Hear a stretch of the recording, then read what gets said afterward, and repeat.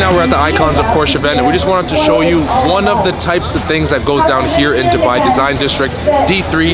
You can see we're right here in the hub. You can see the money, the wealth, the real estate that's being purchased everywhere. And of course, my personal favorite, the Porsche Targa section.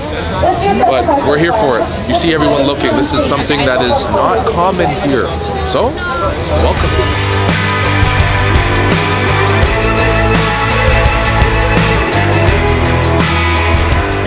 Hear the sound of my voice, but please introduce yourself. One of my great friends who owns the one of one. I don't even know what kind of bike it is. I'm not a bike guy, I'm an automotive connoisseur.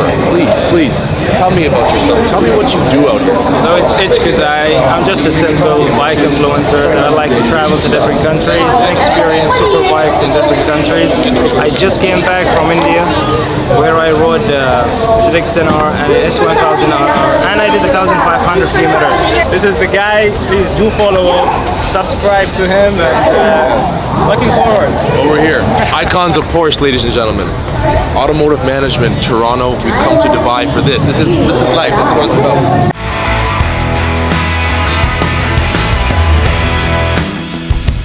Yo, so these Porsches right here, okay? A lot of people don't know what these are. Take these Porsches off-road. Porsche, sorry. Take them off-road, okay? Imagine going through the desert in Abu Dhabi off-road, or you put this thing as a hybrid ripping down Sheikh Zayed Road. Come on. What do you want? What more do you want? It's Dubai, baby. Let's go.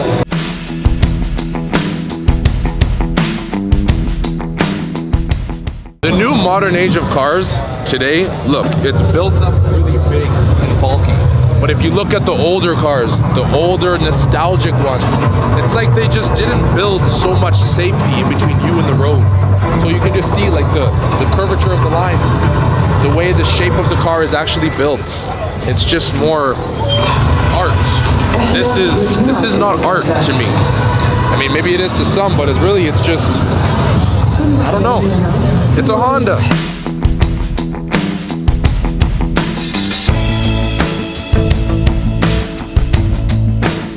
What's your name? What do you do for a living? My name is Tobias Duerheimer, and I'm the business and operations manager for Porsche Penske Motorsport. If you didn't miss that, right now we're gonna go, the car's already started, okay? Walk us through it. Yeah, so as mentioned earlier, usually we drive off electrically. So the car doesn't have a physical clutch pedal. It has a clutch pedal here on the steering wheel, two of them actually. You would just hold the clutch, drive off electrically, and then bump start the engine. And then of course you have shifters up and down, so it's a pneumatic 7-speed gearbox. And then you have manual recuperation here for the hybrid system. Usually the car in race spec, let's say, already knows when it needs to save energy or when during the lap it's the most beneficial. But sometimes you are in traffic or you're behind slower cars, then you can manually charge your battery, let's say, and recuperate. Brake migration helps the car how it moves under braking, basically. Yeah. You can, in Formula 1 for example, they change it every lap. Brakes, back brakes. If you're turning certain corners, you want brakes to shift to the left or right. Exactly, yeah. And so if you go 24 hours though, you don't want to do it every corner. Yeah. So we utilize the sessions, usually before the race to find out which presets or which modes for that track works the best. We can then just activate by clicking. Gotcha. Like give me an example of a brake map from A, B, and C. Like what would change? Is it the track that changes or the position in the race that would make me change it? Yeah, so it's not only the track that changes, it's also the tires that change. Gotcha. Then it's your fuel, you burn fuel throughout your stint.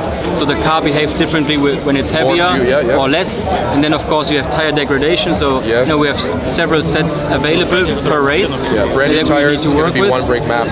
For example, Gotcha. And then sometimes during the race you do double stints because it's strategically favorable. So you go longer on the used tire. Then of course you have to adjust your settings as well for the car to behave in a way that works. That's where the air goes in. Where the air comes in. And these are the exhausts. So currently we are protecting it, but you basically have to think that this is where the engine sits. Yeah, got you. The engine is right there in center. Yeah, and the engine is a stressed member of the chassis construction, so it attaches directly on the monocoque on 8 studs. Actually, 8 studs hold the whole rear end.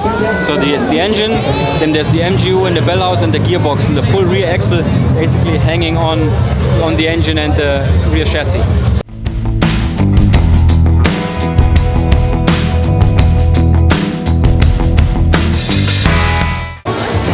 Listen to the man himself.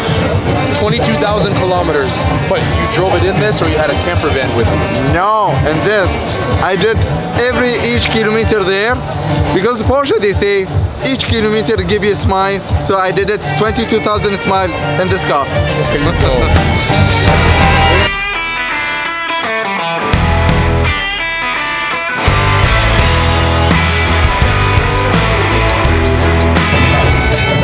Okay, I'm just leaving Icons of Porsche. Okay, 1 second. As an actor, we have seen this on set where? Of course, it's Porsche that puts the gigantic crane on their vehicles to make sure you get to see the movies just exactly how you want to see it. You'll take a big $100,000 camera, you'll attach it right about here, and this car will drive down the street 100 kilometers an hour. Go, camera comes up and down. All those beautiful car commercials with the low sweeping tire shots, that's this. Anyways, we're out of here. Tech sells to